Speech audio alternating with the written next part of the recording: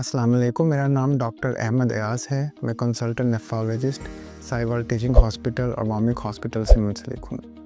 आज मैं important topic vasculitis के बारे में डिस्कस करूँगा, जो गुर्दे के मसलों की बहुत बड़ी वजह है। वैस्कुलाइटिस एक मसला है कि वो शरानों का मसला है, जिसे खून की शरान भी कहते हैं। वो इन्फ्लेम्ड हो जाती है मुख्तलिफ वजह से, जिसे मेडिकल टर्म में वैस्कुलाइटिस कहते हैं।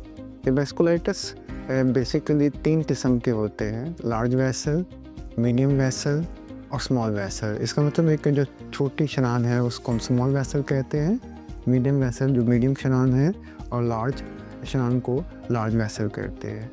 गुर्दों पे जो असर करती है वो स्मॉल वेसल वैस्कुलाइटिस है, क्योंकि गुर्दे की जो सप्लाई है वो स्मॉल वेसल्स की वजह से होती है। वैस्कुलाइटिस एक बहुत ख़तरनाक मसला है। उसमें जो शरानें या वेसल्स हैं वो इन्फ्लेम्ड हो जाती है, जिसकी वजह से आपके गुर्दों पे बहुत ज़्यादा सोजिश हो सकती है, इन्फ्लेम्ड हो सकती है, और गुर्दा बहुत जल्दी और बहुत रैपिडली डैमेज हो सकता है। इसमें अक्सर औक़ात कुछ सिम्टम्स आ सकते हैं जो पहले से हो सकती है, जिसमें हम स्मॉल वेसल वैस्कुलाइटिस को भी फर्दर 3 कैटेगरी में डिवाइड करते हैं, जिसमें ग्रैनुलोमेटस वैस्कुलाइटिस, इज़ोनोफिलिक वैस्कुलाइटिस और पॉसिमिन वैस्कुलाइटिस कहते हैं। ग्रैनुलोमेटस या बैगनर डिजीज़ कहते हैं। बैगनर डिजीज़ में अक्सर औक़ात देखा गया है कि पेशेंट को पहले से नाक का मसला या नाक में इन्फेक्शन होना, बार बार गला ख़राब होना, प्री इम्यूनिटी अलाइमेंट हो सकती है। इज़ोनोफिलिक वैस्कुलाइटिस में अक्सर देखा गया है कि पहले आपको स्किन के रैशेस या दिल का मसला या आपको दमे का मसला परसिस्टेंट तौर पर पहले से रह रहा हो, या सांस का मसला रह रहा हो।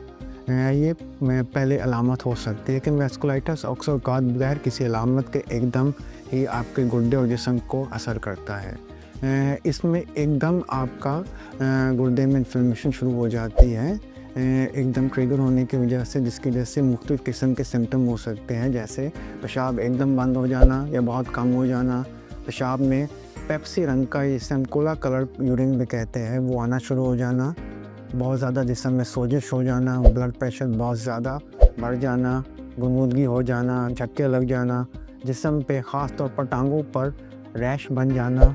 इसके अलावा जिस्म या में मुख्तलिफ़ किस्म के छोटे छोटे नीले या लाल रंग के निशान बन जाना, नाक में खून आना या बलगम में खून आना शुरू हो जाना, या मुख्तलिफ़ किस्म के और भी मसले हो सकते हैं। वैस्कुलाइटिस को अगर बर वक्त ट्रीट ना किया जाए तो ये गुर्दे की ख़राबी की बहुत रैपिड वजह है। इसके अलावा कुछ और बीमारियां, जैसे रोमेटॉइड या जोड़ों का मसला हम जिसे कहते हैं, वो भी अगर हो तो उसकी वजह से भी वैस्कुलाइटिस हो सकता है। इसके अलावा हेपेटाइटिस सी की वजह से, जिसे हम क्रायोग्लोबुलिन कहते हैं, उसकी वजह से भी वैस्कुलाइटिस हो सकता है। आपकी खून की शरानें इन्फ्लेम्ड हो सकती हैं, और मुख्तलिफ़ किस्म के और भी बहुत से मसले हैं जिसकी वजह से आपकी स्मॉल वेसल इन्फ्लेम्ड हो सकती है।